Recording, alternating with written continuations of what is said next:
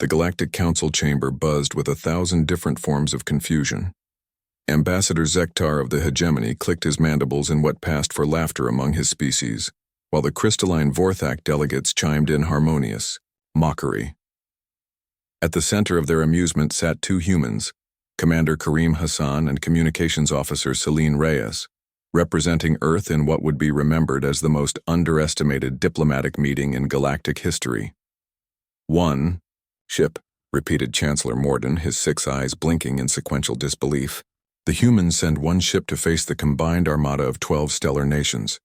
Have they gone mad?" The holographic display showed the comparison. The human vessel Indomitable floating alone in space, a sleek 800-meter craft that looked like a metal splinter against the backdrop of the assembled fleet. Surrounding it were 847 warships from across the galaxy, Hegemony dreadnoughts with their bone-white hulls, Vorthak crystal ships that sang death through hyperspace, and dozens of other designs from civilizations that had conquered star systems while humanity was still discovering fire. Karim remained perfectly calm, his dark eyes scanning the assembly without a trace of fear. Beside him, Celine adjusted her translator with steady fingers, her auburn hair catching the chamber's ambient light. Both wore simple Earth Federation uniforms, no ceremonial armor, no technological augmentations, no visible weapons. "Honored delegates," Karim's voice carried clearly through the chamber's acoustic systems, "humanity accepts your challenge. One human ship against your combined fleet, as per the terms of the sovereignty trial." The sovereignty trial was ancient. Galactic law. Any species claiming independence from the established order had the right to prove their worthiness through combat. Most species sent token forces and negotiated surrender after a brief skirmish. None had ever faced such overwhelming odds with such apparent calm. "Commander Hassan," wheezed Overlord Grix through his breathing apparatus, "surely you understand the mathematics here. Your vessel registers minimal energy signatures. Our sensors detect no exotic weapons, no reality-warping technologies, no antimatter reserves. What exactly do you plan to accomplish?" Celine stepped forward, her voice clear and professional. "Overlord Grix, with respect, your sensors are reading exactly what we want them to read." A ripple of unease passed through the chamber. The Galactic Council had ruled the stars for 40,000 years. Their combined fleets had crushed rebellions across 100 galaxies.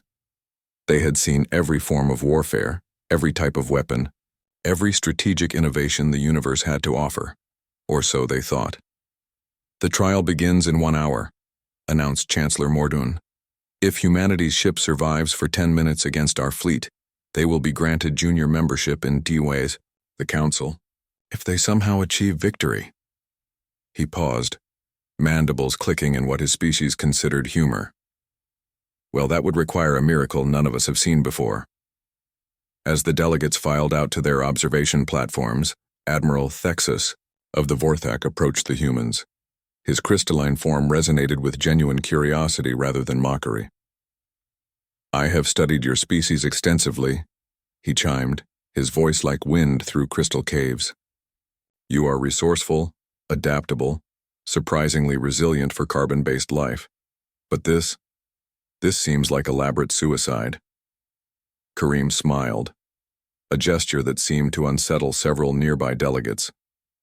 "Admiral, tell me, in all your studies of humanity, what did you learn about our approach to warfare?" "You are chaotic," Thexus admitted.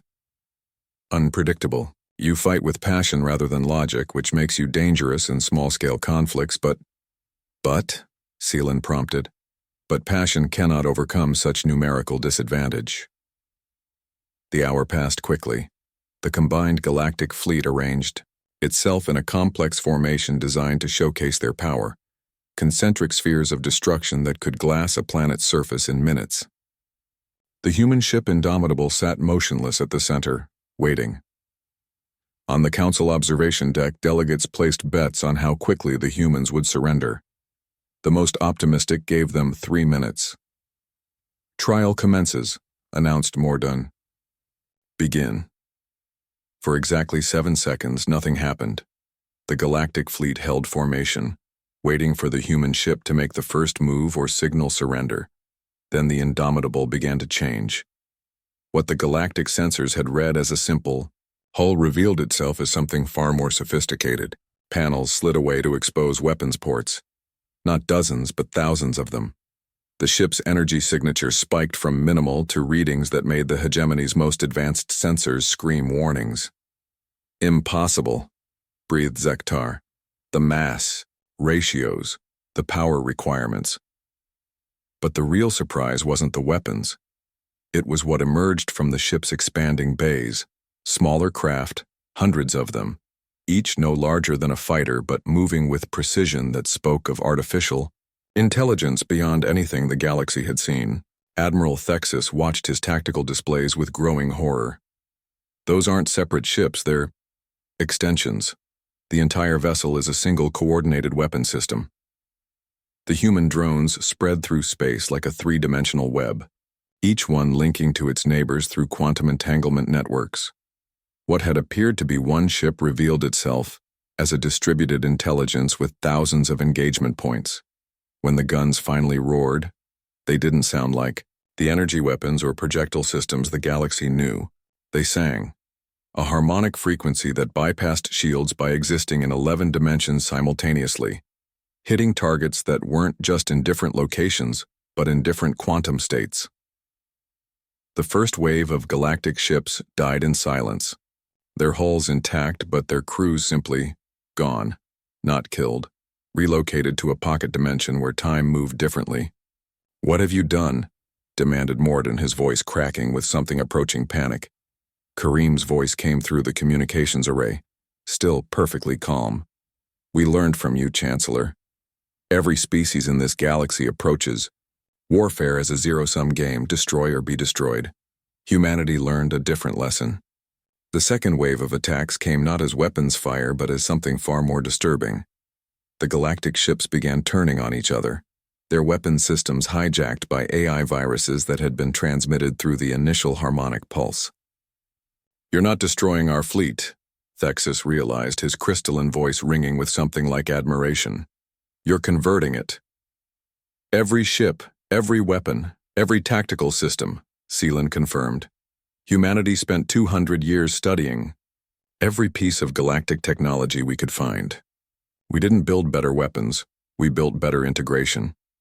Within 6 minutes, 847 warships had become extensions of human will, not through conquest, but through a level of technological sophistication that treated the entire battle space as a single malleable system. The Galaxy Council chamber fell silent except for the hum of life support systems and the quiet breathing of delegates who suddenly understood that the balance of power in the universe had just shifted. "The trial is concluded," Kareem announced. "Humanity claims not junior membership but equal status in galactic governance." Chancellor Mordoon looked at his tactical displays, where human-controlled ships now formed protective formations around every council world simultaneously. "How?" he whispered. "Because," Seelan replied, "when you've spent your entire evolutionary history fighting each other, learning to work together becomes your greatest strength." The galaxy had wondered why humanity sent one ship. Now they understood they hadn't needed to send more.